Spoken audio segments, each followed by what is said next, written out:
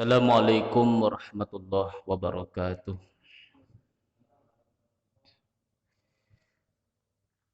Bismillahirrahmanirrahim. Alhamdulillahilladzi ja'alana min ummati Muhammadin sallallahu alaihi wasallam al-marhumati min rabbih. Asyhadu an la ilaha illallah wahdahu la syarikalah wa asyhadu anna sayyidana wa nabiyyana Muhammadan abduhu wa rasuluhu la nabiyya ba'dah. Allahumma salli wa sallim wa barik ala sayyidina wa maulana Muhammad wa ala alihi wa ashabihi wa man tabi'ahu hudah ila yaumiddin, amma ba'du. Jemaah Masjid Jami'atul Ummah yang dirahmati Allah Subhanahu wa taala, mari kita bersama-sama kembali mengucapkan alhamdulillah sebagai bentuk puji syukur kita, rasa terima kasih kita kepada Allah Subhanahu wa taala yang melimpahkan rahmat, taufik dan hidayahnya kepada kita semua. Diberikan kita kesehatan sehingga kita bisa kembali duduk di majelis ta'lim ini guna melaksanakan kewajiban kita bersama di dalam menuntut ilmu agama. Mudah-mudahan kita dijadikan sebagai umat yang selalu istiqomah di dalam melaksanakan perintahnya dan menjauhi segala larangannya. Dan tak lupa kita berniat kembali, nawaitu an a'taqifa fi hadal masjid sunatan lillahi ta'ala. Sengaja aku beriktikaf di masjid ini sunat atasku karena Allah. Salawat serta salam marilah kita sampaikan kepada junjungan kita Nabi besar Muhammad sallallahu alaihi wasallam beserta para keluarga, sahabat, zuriat dan pengikut beliau hingga akhir nanti. Qala al-musannif rahimallahu taala wa nafa'ana bihi wa bi ulumihi wa lakum fid dharain amin. Wa minas suratil lati yudhkaru fiha Toha wa hiya kulluha makiyatun ayatuha mi'atun wa isnani wa salasuna. Di antara surah yang disebutkan pula di dalam Al-Qur'an yaitu surah Toha. Menurut Ibnu Abbas, Mujahid, Ikrimah, Sa'id bin Zubair, atau Muhammad bin Ka'ab, Abu Malik Atiyah, Al-Aufa, Al-Hasan, Qatadah dan Dohak dan Sa'adi itu mengatakan Toha itu, kata para sahabat semuanya, maknanya ya rajulu, wahai laki-laki. Jadi Toha ini bermakna laki, wahai laki-laki. Ayatnya ini, surah-surah ini termasuk surat Makkiyah, yaitu surah yang turun di Mekah. Ayat-ayatnya berjumlah mi'atun 100, wa isnani 2, wa salasuna 30, 132. Wa kalimatuha alpun wa salasu mi'atin wa wahidin. Adapun kalimatnya 1301. Wa hurufuha khamsatu alafin wa mi'atani wa isnadani wa arba'una hurufan. Adapun huruf-hurufnya berjumlah 5242. Bismillahirrahmanirrahim. Toha, wahai laki-laki. Ma anzalna 'alaikal qur'ana litashqa. Tidaklah kami, wahai Muhammad, menurunkan kepada kamu, wahai Muhammad, Al-Qur'an, Al-Qur'an itu litashqa, untuk menyulitkan kamu. Sebagian hadis ini memberitahu, mengisyarat bahwasanya dahulu setiap Rasulullah Shallallahu Alaihi Wasallam itu hendak melaksanakan sholat, kaki Rasulullah Shallallahu Alaihi Wasallam satu dipijak ke bumi, satunya diangkat beliau. Jadi kaki satu.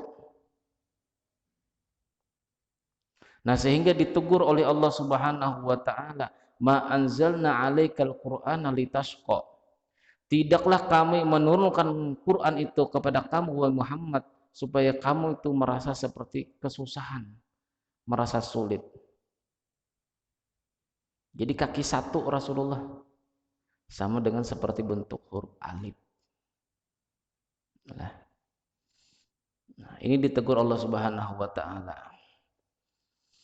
Lalu Rasulullah SAW meletakkan kaki beliau, meletakkan kaki beliau kedua-duanya di bumi, tidak lagi diangkat satu. Illa tadhkiratan liman yakhsha, terkecuali Quran itu sebagai peringatan atau tausiah liman yakhsha bagi orang-orang yang merasa takut kepada Allah, yaitu orang-orang Islam.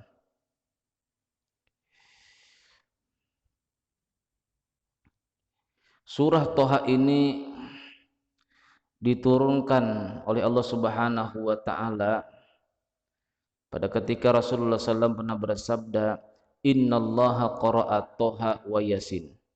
Sesungguhnya Allah, kata Rasulullah, itu telah membaca surah Toha dan surah Yasin. Qabla ayyakhluqa Adam bi alfi amin, sebelum penciptaan Nabi Adam 1000 tahun sebelumnya.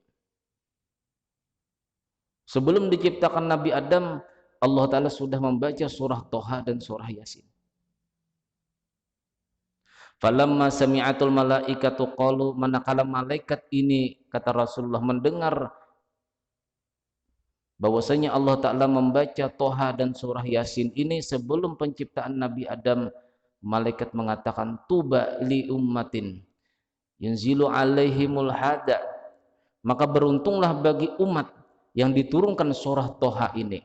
Wa tuba li ajwafin tahmilu hada, dan beruntunglah bagi kerongkongan atau tenggorokan yang selalu membawa surah ini. Wa tuba li al-sunin yurabbihim bihada, dan beruntunglah bagi lidah-lidah yang selalu mengucapkan daripada surah Toha ini. Ada ketiga keistimewaan surah Toha ini yang sehingga dinyatakan oleh malaikat, beruntunglah orang yang diturunkan surah Toha ini. Yang kedua, beruntunglah lidah, beruntunglah tenggorokan, artinya dada orang yang menghafal Quran. Nanti pada di dalam hadis Rasulullah SAW nantinya, di saat orang-orang sudah masuk ke dalam surga semua, mudah-mudahan kita termasuk di dalam semuanya. Di saat kita dimasukkan ke dalam surga semua, bersusun orang-orang di dalam surga. Pada waktu yudau ala ahli jannah, kata Rasulullah, maka akan dihantarkan, akan diperlihatkan Al-Quran 130 juz ini ke hadapan orang-orang ahli surga. Di surga, kalau di dalam dunia kita sholat, di dalam surga tidak lagi sholat. Kalau di dalam dunia kita puasa, di dalam surga kita tidak puasa. Kalau di dalam dunia kita mengaji, di surga tidak mengaji, terkecuali dua surah ini yang akan dibaca oleh orang ahli surga, kata Rasulullah SAW, yaitu surah Toha dan surah Yasin. Ini keistimewaan dua surah. Maka kita muliakan surah Yasin setiap malam Jumat.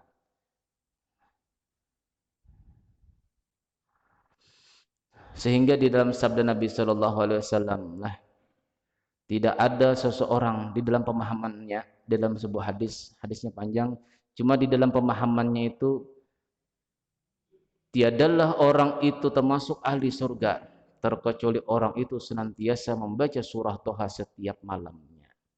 Jadi insya Allah orang yang selalu mengekali atau istiqomah membaca surah Toha ini, insya Allah dia termasuk ahli surga.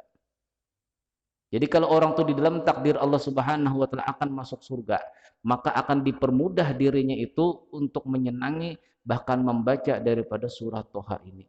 Karena surah Toha dan surah Yasin ini bacaan orang ahli surga nantinya. Jadi amal ibadah di dalam dunia ini kita kerjakan, semuanya kita kerjakan. Nanti di dalam surga tidak akan lagi kita kerjakan terkecuali dua, yaitu kita akan membaca surah Toha dan akan membaca surah Yasin. Padahal tidak ada kewajiban lagi kita membaca.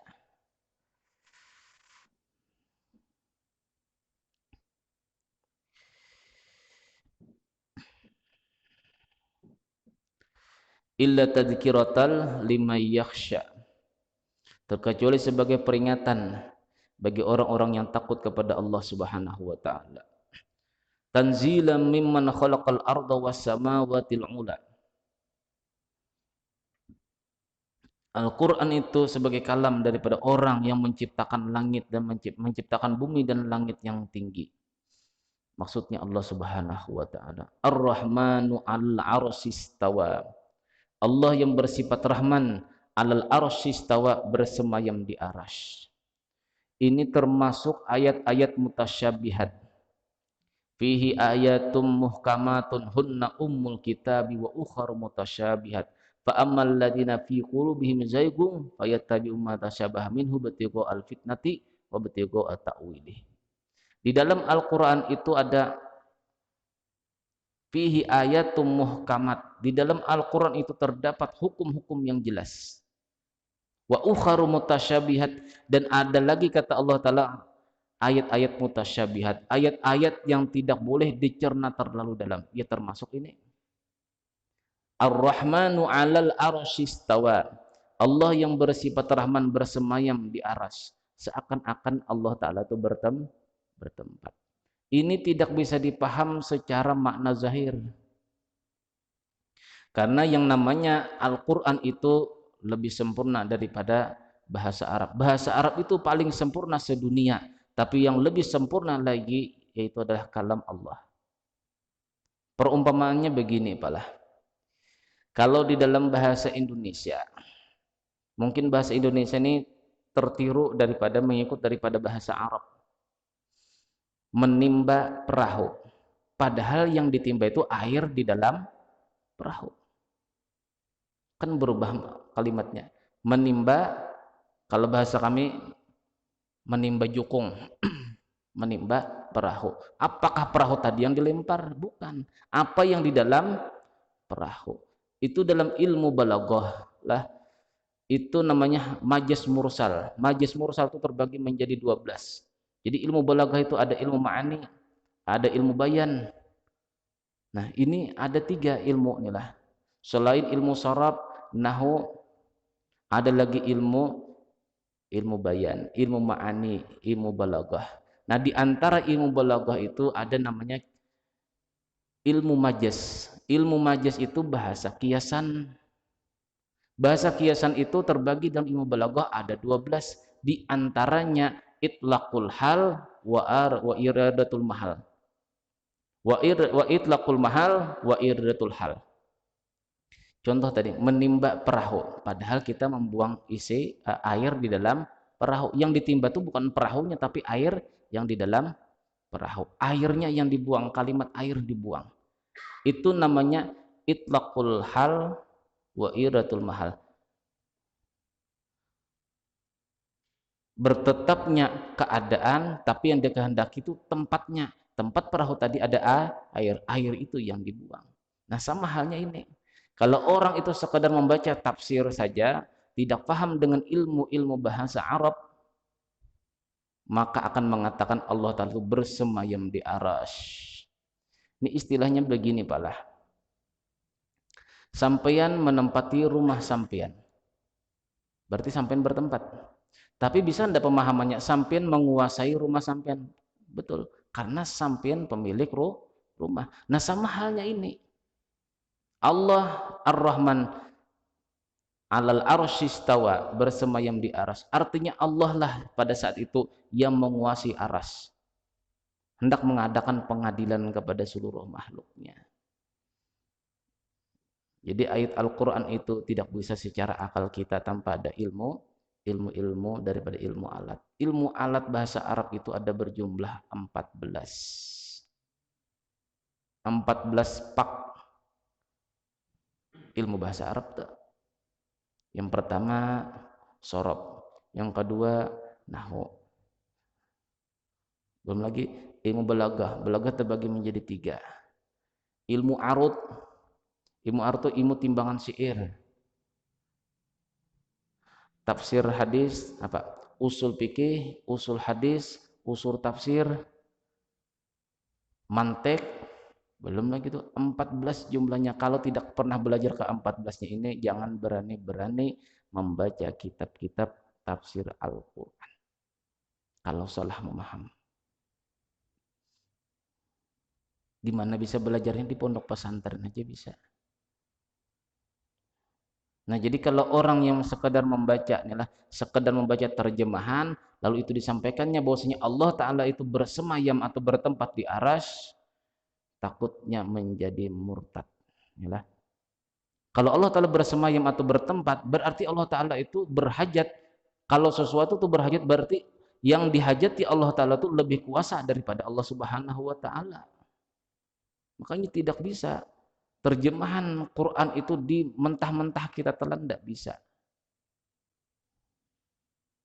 Jadi ada majas, Allah Ta'ala menggunakan majas.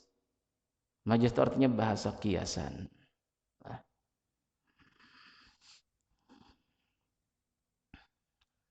Ar-Rahmanu 'alal 'arsy istawa. Lahu ma fis samawati wa ma fil ardi wa ma bainahuma wa ma tahtas sara. Bagi Allah, milik Allah lah apa-apa yang ada di langit dan apa yang di antara keduanya. Milik Allah lah yang apa-apa yang di langit, apa-apa yang di bawah bumi dan di antara kedua langit dan bumi. Wa ma tahtas sara dan ada pula yang di bawah daripada bumi yang tujuh. Jadi pada waktu itulah ceritanya. Inilah ayat ini turun di waktu peperangan Tabuk. Peperangan Tabuk. Ada sahabat Rasulullah sallallahu alaihi wasallam yang bernama Al-Qasim. Al-Qasim ini biasa dia di depan pasukan-pasukan. Rasulullah di depan lagi. Nah, pada waktu peperangan Tabuk itu datang seorang laki-laki menanyakan kepada sahabat-sahabat yang di belakang Abul Qasim inilah, Al-Qasim ini. Siapa di sini yang bernama Muhammad? Sahabat-sahabat yang lain ini tidak berani. Nah, karena di waktu peperangan Tabuk seperti itu, sahabat ada yang berpencar ke kanan, ada yang berpencar ke kiri. Laki-laki pada waktu ada seorang laki-laki pada waktu itu bertanya, di sini siapa yang bernama Muhammad? Tidak ada yang menghiraukan. Tidak ada yang menghiraukan. Lalu datang si Qasim tadi mendekati. Ada apa wahai seorang laki-laki? Aku ingin mencari yang bernama Muhammad. Kebetulan pada waktu itu Rasulullah SAW itu menunggang unta berwarna merah. Jadi kalau ibarat sekarang unta berwarna merah itu adalah unta pilihan, unta yang paling mewah di zaman Rasulullah.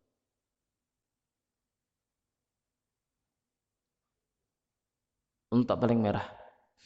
Kalau sekarang nih ibaratnya lah Mercedes, BMW. Nah, itu. Kendaraan paling mahal di zaman Rasulullah SAW itu unta merah. Itu yang ditunggang Rasulullah pada waktu peperangan Tabuk.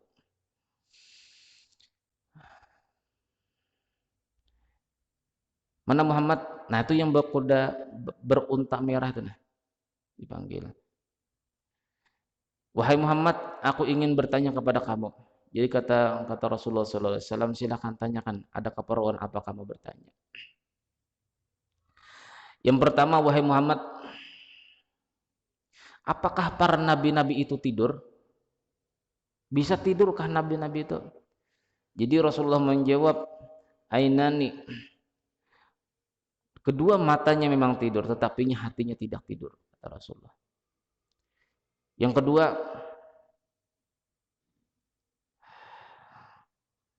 wahai Muhammad, kenapa seorang anak itu bisa menyerupai bapak atau ibunya? Aku ingin bertanya wahai Muhammad. Yang kedua, kenapa anak itu bisa menyerupai ibunya, bisa menyerupai bapaknya? Rasulullah menjawab, ma'ur rajuli baydun. Air mani laki-laki itu kata Rasulullah berwarna putih lagi kental. Sedangkan air mani perempuan itu berwarna agak kuning tetapinya encer.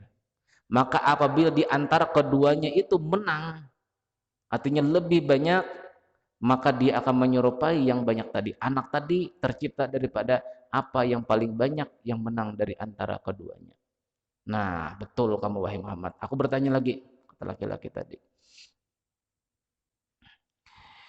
Lalu setelah air mani tadi menang, misalnya air mani laki-laki menang, lalu anaknya tadi menyerupai bapaknya. Nah, setelah menang, air mani tadi itu diteruskan Allah Ta'ala untuk menciptakan apa? Air mani tadi. Ini menang misalnya air mani laki-laki, lalu mukanya mirip bapaknya. Nah, air mani perempuan ini kemana larinya? Rasulullah Shallallahu Alaihi Wasallam menjawab, ma'ur rajuli khuliqa, bahwasanya air mani laki-laki itu diciptakan Allah Ta'ala yang pertama untuk membentuk tulang pada seorang anak. Tulang. Yang kedua, urat-urat yang ada di tubuhnya dan otot-otot yang ada di tubuhnya. Tulang, urat-urat, dan otot-otot yang ada di tubuhnya. Adapun air mani perempuan, kata Rasulullah, itu Allah Ta'ala ciptakan kepada seorang anak menjadi yang pertama menjadi daging, yang kedua darah, dan yang ketiga rambut anak tadi. Jadi kalau ibu kita agak keriting, rambut kita insya Allah keriting. Nah ini pondasinya lah, pondasinya. Lalu begini misalnya, kalau bapak kita itu di dalam tubuh kita ini ada tulang, ada urat-urat, ada otot yang ada di tubuh kita, itu bapak kita. Kemudian daripada darah, daging, dan rambut itu daripada ibu kita. Nah, jadi ada 6 di sini, 6. Kalau seseorang sakit, inilah sakit. Periksa ke dokter tidak ada penyakit. Periksa di non medis tidak ada juga penyakit. Berarti penyakit orang ini ada karena kesalahan kepada kedua orang tua. Di salah satu di antara kedua orang tuanya. Bila misalnya sakitnya itu di tulang, tapi diperiksa di medis tidak ada tulangnya kena penyakit. Di non medis tidak ada juga kelihatan seperti ilmu gaib masuk ke dalam tulangnya. Berarti itu dia ada kesalahan sama bapaknya. Karena anasar tulang atau tulang yang ada di tubuh kita ini berasal daripada bapak kita. Jadi penyakit itu bisa kita prediksi melalui 3. Yang pertama secara medis, bila kata medis tidak ada penyakitnya. Yang kedua cara non medis, apakah karena ada gangguan-gangguan hal yang gaib. Nah yang ketiga kata orang dahulu itu kata-kata sial. Sial ini maksudnya kita ada kesalahan. Di mana sakitnya periksa, apakah itu berasal daripada ibu kita? Ibu kita dari mulai rambut, daging, dan darah. Bila kita ada penyakit di daging sini, di daging sini atau di kulit sini ada penyakit. Periksa ke dokter, obat apa juga sudah diminum, tidak sembuh-sembuh juga. Tidak ada memberi bekas. Dikasih air tawar, dikasih wapak dan lain sebagainya, tidak juga sembuh. Berarti jalan terakhir, berarti ada kesalahan kita sama ibu kita. Coba minta maaf sama ibu, yalah. Di sini. Jadi bapak kita yang ada di tubuh kita yang pertama tulang, otot, dan urat-urat. Sedangkan ibu kita kata Rasulullah SAW yang ada di tubuh kita yang pertama daging, darah, dan rambut atau bulu-bulu juga. Jadi kalau ada sakit di antara yang 6 itu berarti kita ada salah kepada salah satu di antara 2 orang tua kita. Nah, laki-laki tadi ini tidak sampai di situ bertanya kepada Rasulullah. Di saat perang kok bertanya macam-macam. Orang lagi sibuk-sibuk melawan musuh, ini datang laki-laki tadi. Jadi setelah dikatakan Nabi seperti itu, sodaq ya Muhammad, kamu benar wahai Muhammad. Sekarang aku ingin bertanya lagi.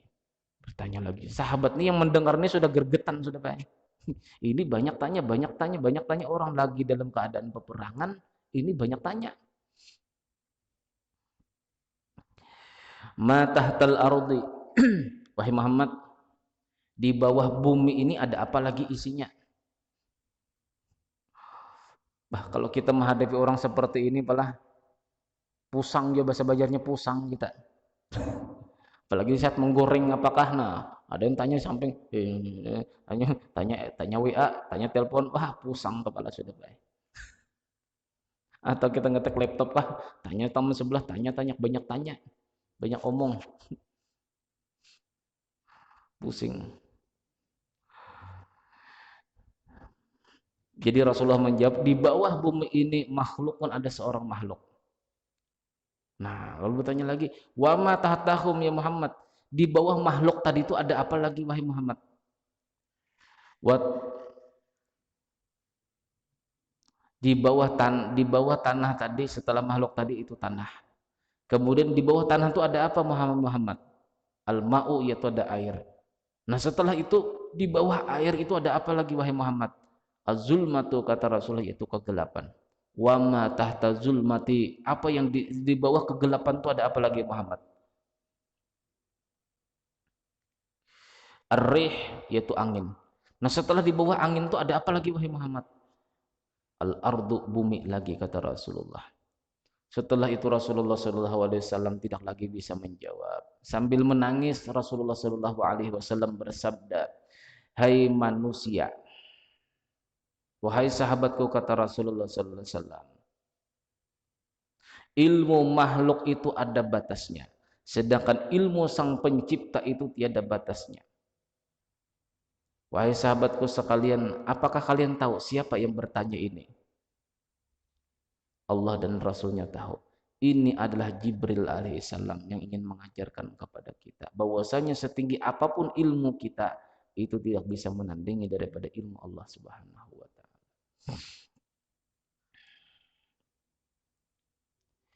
Jadi beruntunglah kita inilah di dalam menuntut ilmu agama inilah. Mau aja kita menuntut ilmu agama.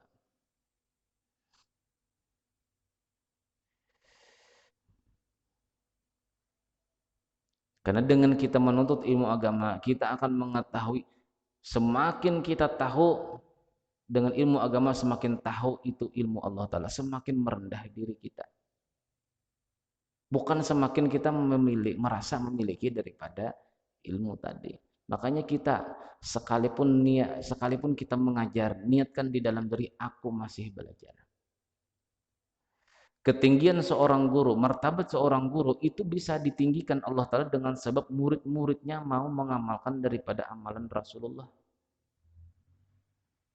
Jadi tidak mungkin adalah kalau orang betul-betul ahli ilmu agama, apalagi ilmu tasawuf, tidak mungkin seorang guru itu akan merasa tinggi daripada muridnya. Karena dia tahu dengan sebab muridnya mengamalkan ilmu gurunya tadi, dia itu ditinggikan Allah Ta'ala derajatnya. Kamu ini kalau gak ajarin udah bisa kamu. Bukan seperti itu. Jadi semakin seorang guru itu mengajar, semakin banyak muridnya, itu semakin merendah seorang guru tadi. Itu namanya sebetul-betulnya ilmu. Bukan sedikit, baru sedikit punya murid merasa sudah lebih tinggi daripada murid. Nah, ini bahaya. Bahaya seperti itu. Maka Allah Ta'ala tidak akan mengajarkanlah ilmu-ilmu yang tidak pernah dia pelajari daripada makhluk.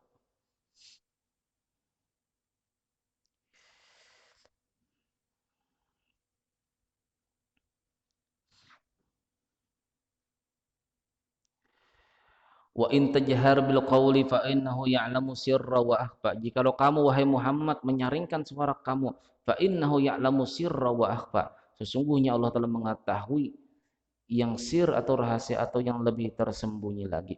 Allahu la ilaha illahu. Tiada Tuhan selain Dia Allah. Lahul asmaul husna, bagi Allah lah, milik Allah lah asmaul husna itu. Wahal ataka hadis Musa, wahai Muhammad, pernah dengarkah cerita Musa?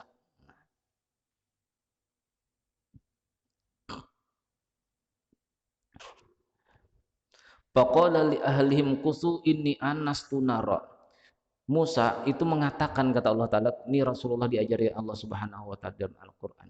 Wahai Musa, wahai Muhammad, pada waktu Nabi Musa mengatakan kepada keluarganya, kan ceritanya lah setelah diusir dari istana Fir'aun, Nabi Musa ini kan sendirian, sendirian berjalan-jalan ke negeri Madian, ketemu dengan orang-orang yang pada waktu itu lagi mengambil air di sumur, berebut air di sumur tadi. Adam melihat dua orang wanita yang tidak bisa mengambil karena postur tubuh kecil, inilah, sedangkan yang dihadapi ini laki-laki semua. Nah, Nabi Musa singkat cerita membantu perempuan tadi. Sampai beberapa ember dibawakan Nabi Musa. Dibawa oleh perempuan dua orang perempuan tadi ke rumah dua orang perempuan tadi. Ternyata pada waktu Nabi Syuaib. Jadi kata Nabi Syuaib, fa in atmamta asyram pamin indik, jikalau kamu menyempurnakan 8 tahun aja mengembalakan kambingku, maka salah satu di antara putriku ini menjadi anak kamu. Sampai 10 tahun. Nah, pada waktu sampai 10 tahun balah, ini Nabi Musa disuruh Allah Subhanahu wa taala melakukan perjalanan. Di tengah jalan ini Nabi Musa ini biasanya membawa alat pemetik atau pembikin api pada waktu itu musim dingin. Nabi Musa ingin membikin api unggun inilah. Unggun tidak bisa memetik batu tadi untuk membikin api, tidak bisa. Faqala li ahlihim kusu ini anastu nara. Jadi kata Nabi Musa kepada keluarganya, maksudnya istrinya dan anak buah Nabi Musa yang beriman kepada Nabi Musa. Wahai saudaraku, keluargaku semua, berdiam di sinilah. Ini anastur naro, aku melihat api. La'alli atikum minha biqabasin aw ajidu 'alan nari huda. Barangkali nanti bila sudah dapat api, ku bawa ke sini atau aku mendapatkan suluh api, siapa tahu aku dapat petunjuk, atau mendapatkan petunjuk ada orang yang punyai api, kata Nabi Musa. Falamma atahanu dia ya Musa, manakala Nabi Musa hendak mendatangi api tersebut, melihat api dari kejauhan, di waktu mendekati nudia ya Musa, pada waktu itu dipanggil Nabi Musa, ya Musa, ini ana rabbuka fakhla' na'laik. Wahai Musa, aku ini Tuhan kamu. Fakhla' na'laik, lepas sendal kamu. Innaka bil wadil muqaddasi tuwa. Sekarang ini kamu wahai Musa berada di bukit lembah yang suci, yaitu Bukit Tua. Wa anakhtartuka fastami lima yuha. Ternyata niat mau mengambil api tadi berhenti karena dipanggil Allah Ta'ala. Wa anakhtartuka fastami lima yuha. Wahai Musa, aku memilih kamu. Sekarang dengarkan. Kupilih kamu sebagai nabi, sekarang dengarkan perkataanku, kata Allah. Innani anallahu la ilaha illa ana fa'budni wa aqimis sholata lidzikri. Sesungguhnya aku adalah Allah, tidak Tuhan selain aku, maka sembahlah aku, wa aqimis sholata lidzikri, dirikan salat untuk mengingatku. Inna sa'ata atitun akadu ukhfiha litujza kullu nafsin bima tas'a. Sesungguhnya hari kiamat itu pasti datang. Akadu ukhfiha, hampir-hampir aku menyembunyikannya, tetapinya pasti akan kunampakkan, kata Allah Ta'ala. Litujza kullu nafsin bima tas'a, supaya dibalas setiap diri seseorang dengan sesuatu yang telah dia kerjakan di muka bumi. Fala yasudannaka anha man la yu'minu biha wattabaha fatarda. Nah, setelah mendapat ayat tersebut balah, ternyata Nabi Musa mulai rumahkan membawa tongkat. Membawa tongkat Nabi Musa. Wa ma tilka biyaminika ya Musa. Wahai Musa, yang di tangan kanan kamu itu apa? Apa gerangan yang ada di tangan kamu itu, wahai Musa? Qul hiya asoi. Wahai Allah, ini tongkat saya. Atawakkau 'alaiha, saya berpegang teguh kepada tongkat ini. Wa ahussu biha ala ghanami, saya bisa memetik daun-daun ala ghanami, saya bisa berikan kepada kambing, wahai Allah, dengan perantara ini, dengan syariat ini. Ditegur Allah Subhanahu wa taala. Qala alqiha ya Musa. Di saat Nabi Musa, nah di dalam hati beliau ada pengharapan kepada makhluk, yaitu tongkat tadi, yang bisa dengan tongkat itu ma'aribu ukhra, mengerjakan hajat apa juga pun dengan tongkat tadi. Dianggap Nabi Musa ada manfaatnya. Nah, sedangkan nabi-nabi ini adalah nabi-nabi itu tidak ada hati mereka itu berpegang kepada selain Allah. Nah, di saat hendak berpegang seperti ini, Nabi Musa disuruh Allah Ta'ala, alqiha ya Musa, lempar wahai Musa. Di saat kamu memegang, menganggap itu manfaat, lempar wahai Nabi Musa. Dilempar oleh Nabi Musa. Jadi tongkat tadi itu pala merayap di pohon. Merayap. Mulutnya semakin membesar, lalu ditelannya pohon tadi. Nabi Musa diam aja melihatkan. Melihat tongkat tadi diam Nabi Musa. Setelah itu melihat batu yang besar. Batunya itu sama sebesar unta. Dimakannya batu besar tadi. Sehingga di waktu merayap berbunyi bumi ini dengan bunyi batu. Tok, tok, tok, tok, tok, tok. Nah mulai itu Nabi Musa mundur. Mundur Nabi Musa. Sampai bersandar di pohon. Kata Allah Ta'ala, ini peringatan nih. Yang dahulu dianggap bermanfaat, sekarang lihat. Kata Allah Ta'ala. Qala khudha wa la tahab, wahai Musa, tangkap ular tadi. Katanya memberi manfaat. Tongkat tadi katanya ada manfaatnya, tangkap. Diam Nabi Musa. Sampai disuruh Allah Ta'ala 3 kali, tangkap. Sampai 3 kali, datang Jibril kepada Musa. Musa, dengarkan perintah Allah tadi, tangkap ular tadi. Nabi Musa setelah didatangi Jibril mau melepas baju beliau. Mau menangkap ular dengan cara pakai baju. Sehingga kalau digigit kan tidak kena tangan. Jadi kata Jibril alaihissalam, wahai Musa, seandainya Allah Ta'ala mentakdirkan apa yang kamu hindari, bagaimana?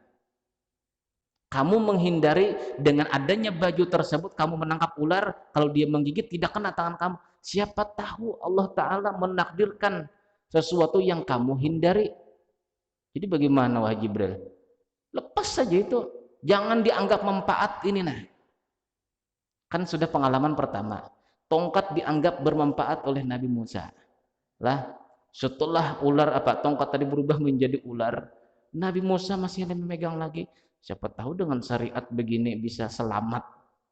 Jadi kata Jibril, kalau Allah Ta'ala mengizinkan, siapa tahu yang kamu hindari itu bisa terjadi. Kamu menghindari tangan kamu digigit ular.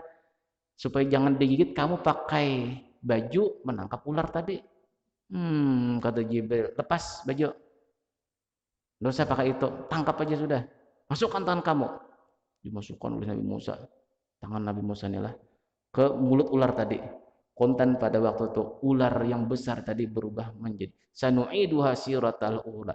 Kami kata Allah Ta'ala akan mengembalikan bentuk ular tadi seperti semula, yaitu menjadi tongkat. Nah itu yang paling ramai diceritakan di dalam surat Tuha. Sanu'iduha siratal ula. Watmum yadaka ila janahika takhruj bayda'a min ghairi su'in ayatan ukhra linuriyaka min ayatinal kubra. Sekarang jepitkan 2 telapak tangan kamu ke ketiak kamu. Watmum yadaka ila janahika. Masukkan 2 telapak tangan kamu ke bawah ketiak kamu. Takhruj bayda'a min ghairi su'in, akan keluar nanti cahaya begitu putih min ghairi su'in, tanpa ada celak. Celak itu artinya membekas putih di sini, nama bikin panu atau apa. Ayatan ukhra, itu tanda kebesaran kami kata Allah Ta'ala. Nah ini cerita adalah cerita Nabi Musa. Sebenarnya panjang baik di dalam surat Tuha ini. Cerita-cerita demikian.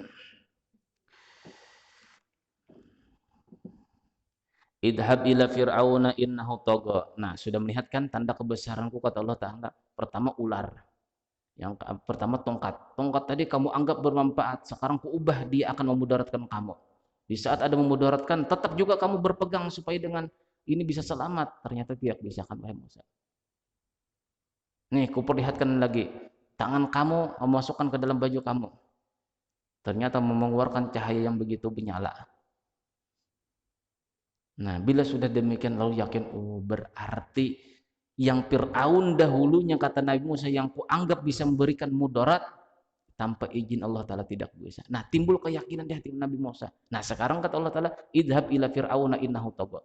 Sekarang dengan keyakinan itu, berangkat kamu wahai Musa, ila fir'auna, kepada Fir'aun, innahu tagha. Karena Fir'aun pada waktu itu tagha, sudah melampaui batas-batasnya. Qala rabbi syrah li sadri wa yassir li amri wahlul 'uqdatam min lisani yafqahu qawli. Rabbi syrah li sadri, wahai Allah tolong lapangkan dadaku.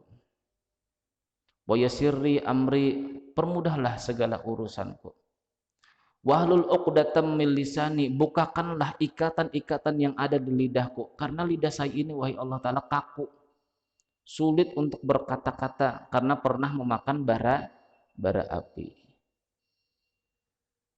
Yafqahu qauli, supaya dengan tidak adanya kaku lidah saya ini wahai Allah, Fir'aun dan tentaranya itu yafqahu qauli, akan mengerti, akan paham dengan perkataanku. Waj'alli waziran min ahli, jadikan wahai Allah taala saya teman daripada keluarga saya. Harun akhi, yaitu Nabi Harun, kakaknya Nabi Musa, yalah akhi. Usdud bihi azri wa asyirku fi amri. Wallahu alam bisawab. Al-Fatihah. Bismillahirrahmanirrahim. Alhamdulillahirabbil alamin. Bismillahirrahmanirrahim. Alhamdulillahirabbil alamin wassalatu wassalamu ala asyrofil anbiya'i wal mursalin sayyidina wa maulana Muhammadin wa ala sahbihi wa barik wasallim ajma'in. Allahumma ighfir lana ma akhtana wa ma ta'amadana wa ma asrarna wa ma a'lanna wa ma anta 'alaihi minna. Antal muqaddim wa antal muakhir, la ilaha illa rabbana hasanah wa fil akhirati haqqan adzabannar. Wa sallallahu ala sayyidina Muhammad. Alhamdulillahirabbil alamin. Subhanakallahumma wa bihamdika asyhadu an la ilaha illa anta astaghfiruka wa atubu ilaik. Assalamualaikum warahmatullahi wabarakatuh.